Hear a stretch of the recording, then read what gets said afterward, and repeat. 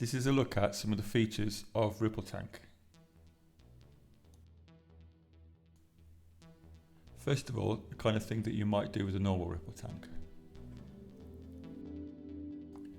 With the real thing, it can take a while for the ripples to settle down and it can be quite confusing. With a simulation, you can just press the reset button and everything's cleared, ready to start afresh. There are a range of tools you can use to visualize what's going on and make measurements. This one's visualizing the height of the ripples across a cross section, and it's showing how you can investigate standing waves.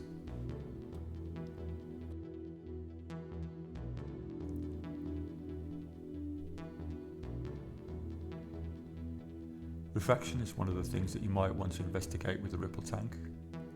This is looking at waves entering a more dense medium. We've got a protractor and we're going to use the guides to set that up as the normal and then measure the angle of the wavefronts. The pause button can make this a lot easier. And with the simulation you can change refractive index just by moving the slider.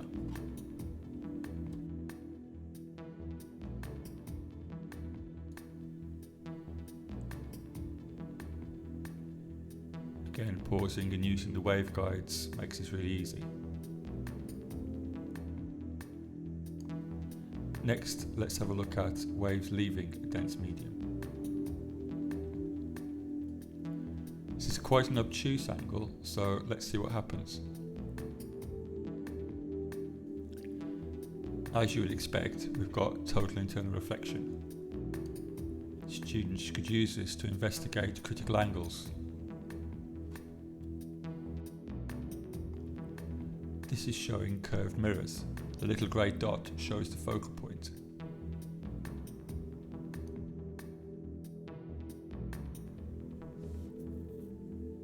The beam is focused and passes through the focal point.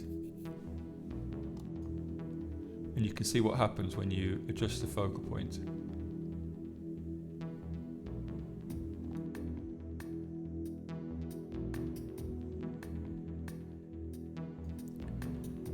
You can also send a pulse of waves.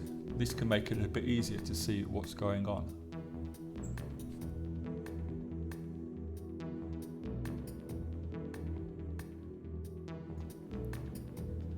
You can also investigate lenses.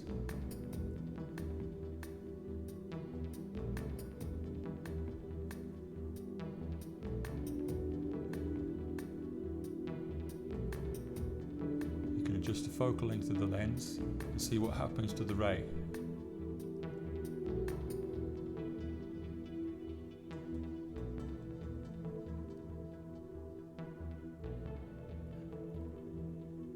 The Doppler effect is also a really interesting thing to investigate.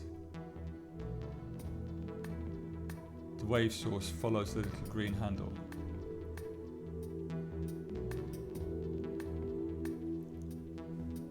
There's also a handy little button for positioning everything to do Doppler effect investigations. The spectrometer is really useful for measuring frequencies.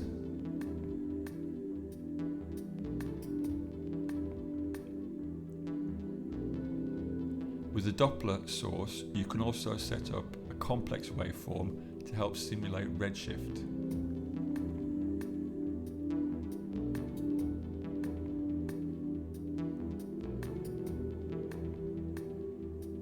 You can see the waveforms appear on the spectrometers. It's a series of lines. This can show redshift and blue shift and gives an idea of how the patterns are recognised within the spectrum. The spectrometer's got several settings for showing graphs or just the colours, and for faster or more accurate measurements, and for linear by frequency or by wavelength. You can also investigate what happens with slits. The intensity tool shows a representation of what it might look like with the laser light shining through the slits, for example with the Young's double slit experiment. You can change the number of slits and the gaps and so on.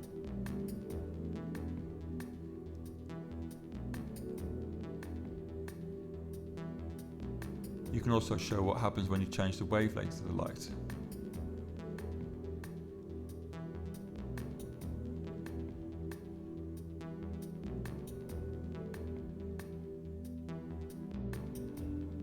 This is showing how a fibre optic cable uses total internal reflection to guide the waveform along it.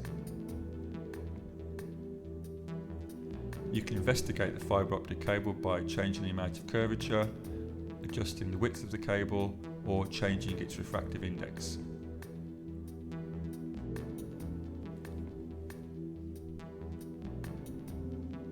This simulation is showing how waves travel through the atmosphere. The first model shows how waves reflect off the edge of the atmosphere. The second model is non-linear and shows how the waves can be refracted around the Earth.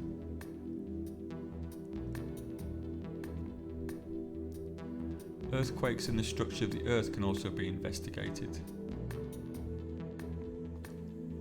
This is showing how paper tape loggers can be used to measure the strength of the earthquake and the time it takes to get to different parts of the Earth.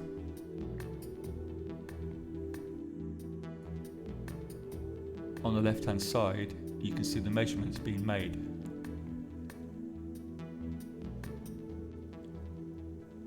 When you're happy, you can pause it and then you can slide the tape back and find the time of whatever event you're interested in.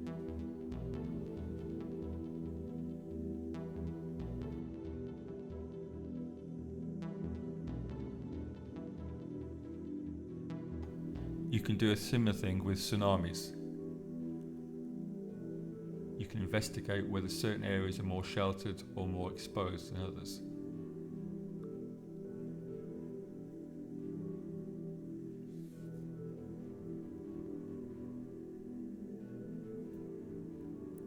This is a demonstration of just some of the features. If you'd like to know more, please go to rippletank.co.uk. There's also a free demo you can download to get an idea of how the simulation works. Thank you and goodbye.